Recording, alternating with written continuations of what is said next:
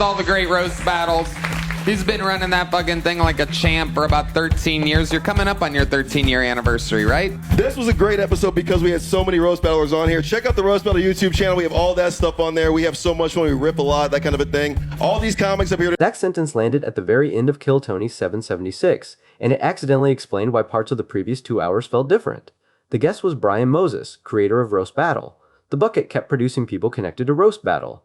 And online, viewers jumped from, that is a strange coincidence, to, the whole thing was staged. Those are not the same claim. The episode gives us evidence of a crossover showcase. It does not give us proof that names were planted in the bucket. The more interesting story is how a random comedy show can look manufactured when the room is full of one guest professional network, and nobody tells the audience where coincidence ends and curation begins. The episode opens by making the connection explicit. Tony says, Kill Tony and the Roast Battle show started months apart in the same small room at the Comedy Store. That history matters. These are not two unrelated shows that happen to book the same people. They grew out of the same comedy ecosystem and have spent more than a decade circulating many of the same comics. No, Moses is the man. He is the creator and host of Roast Battle. If you've ever seen or heard of a roast battle, that was Moses who started that in the belly room just months after Kill Tony started. Both Kill Tony and Roast Battle started in the same tiny room, the attic of the Comedy Store, 13 years ago, ladies and gentlemen. Isn't that something? We've done Madison Square Garden and the Intuit Dome and so many giant arenas, the O2 Arena in London. We've done giant arenas, and Moses did the belly room of the Comedy Store. And now they do the main room of the Comedy Store on Tuesdays. Wow. No, we don't, actually. We actually don't do that. Oh. We're still in the main, the belly room. There you go. Well, Anyway, it's great to be here, Tom. Thanks for having me back. Roast Battle's own material credits Moses as its creator, and Paramount's archive describes him as the referee who enforced 3 rules: original material, no physical contact, and every battle ends with a hug. Moses is not just a random panel guest. He operates a feeder system for exactly the kind of fast, combative comic who tends to survive a Kill Tony interview. Tony immediately turns that shared origin into the episode's running joke. Kill Tony reached arenas. Roast Battle is still upstairs at the Comedy Store. It is funny because it is affectionate and vicious at the same time. It also establishes the power dynamic. Moses may have built a major comedy institution, but on this stage, he is still visiting Tony's much larger machine. The first performer, Chris Waldeck, was not presented as a normal bucket pull. He was a returning golden ticket winner. During the interview, he explains that he had also done a naked roast battle at Skankfest. That is not suspicious because the show clearly labels why he is there, but it primes the audience to notice the roast battle connection before the actual bucket has established a pattern. But you have a nice dick. We know that you know exactly. You're not going to believe it, but actually I did find out at Skankfest I do have a big dick. Yeah. Hell yeah. Let the world know, my friend. It was during my first naked roast battle that I did for Skankfest. Like, my opponent, he wanted me to actually send a picture in advance of like just like see what I was working with. But I'm like, dude, I'm average because like I'd watched a lot of porn, so I figured I was just average and stuff. And then the girl started crying. And then like when we take our pants down during the Skankfest thing, he looks at me, he's like, "What the fuck, dude? You got a goddamn hog." That's what he said. That's hilarious. The producer from like from the Naked Roast like walks backstage, he looks at me, he's like, "God damn, dude, you got a big dick." And then he walks out right before my opponent has to go on stage. I'm like, he's like, "God damn, I fucking lost already." That's what he Hell said. yeah. If you did porn, though, it'd be squirt only. You call it Rain Man.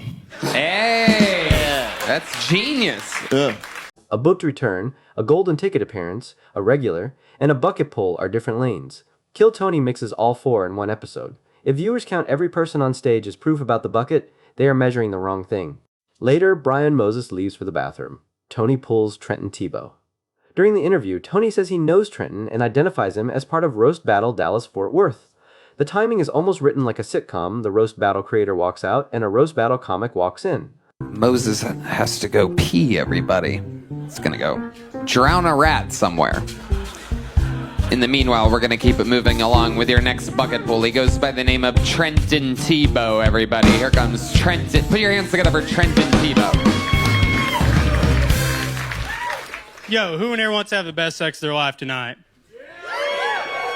All right, everybody that said no, see me afterwards.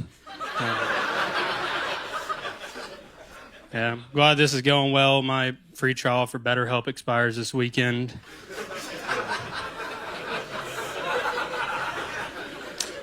I'm just kidding, guys. I could never kill myself. I photoshopped a pair of angel wings on me the other day. I look fucking stupid.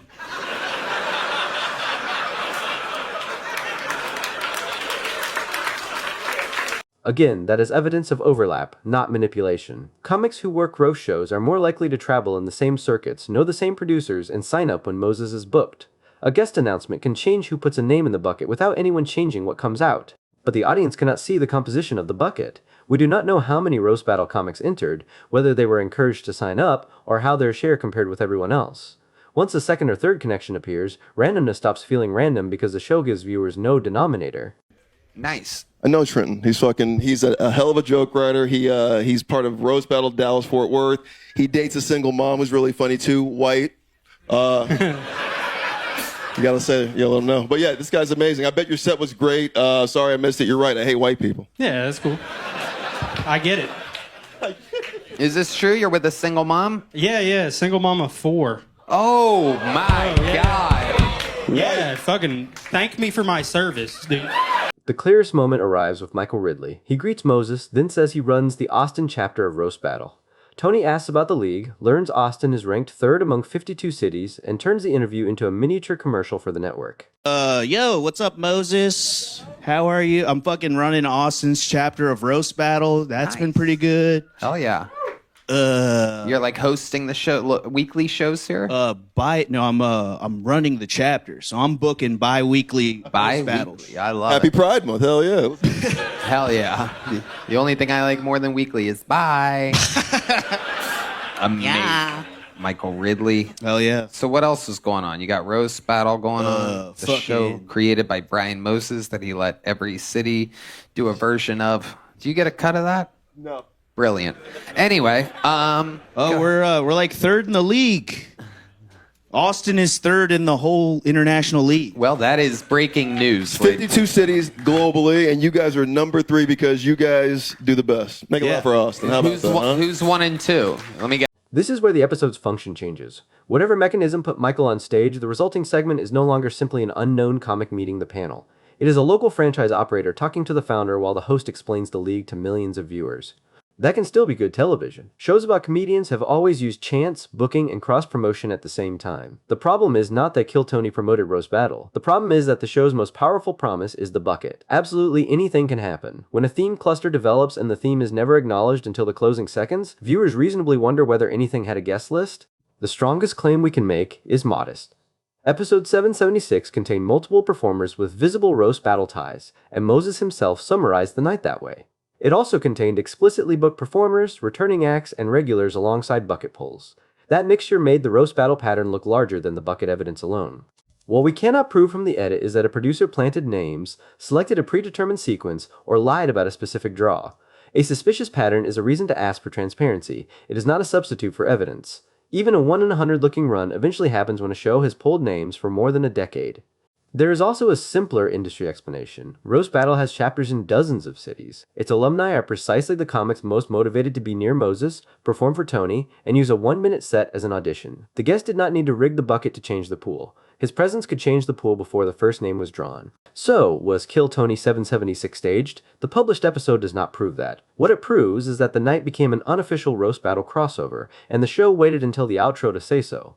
That gap between what producers may see as normal comedy world overlap and what viewers see as impossible coincidence is where the distrust comes from. The Clean Fix is not a courtroom investigation into a bucket. It is one sentence of context. A lot of Roast Battle comics signed up tonight because Brian is here. That preserves the surprise without pretending the room has no social gravity. And honestly, the funniest outcome may be the most accurate one. Tony spent the opening roasting Brian Moses for building the smaller institution, then used the next 2 hours to demonstrate how deeply that institution feeds his own show. Roast Battle did not take over Kill Tony, it was already hiding inside it. If you like stories about comedians where the strange pattern matters more than the rumor, subscribe to Punchline Vault. We'll keep separating what the clip shows from what the internet wants it to prove.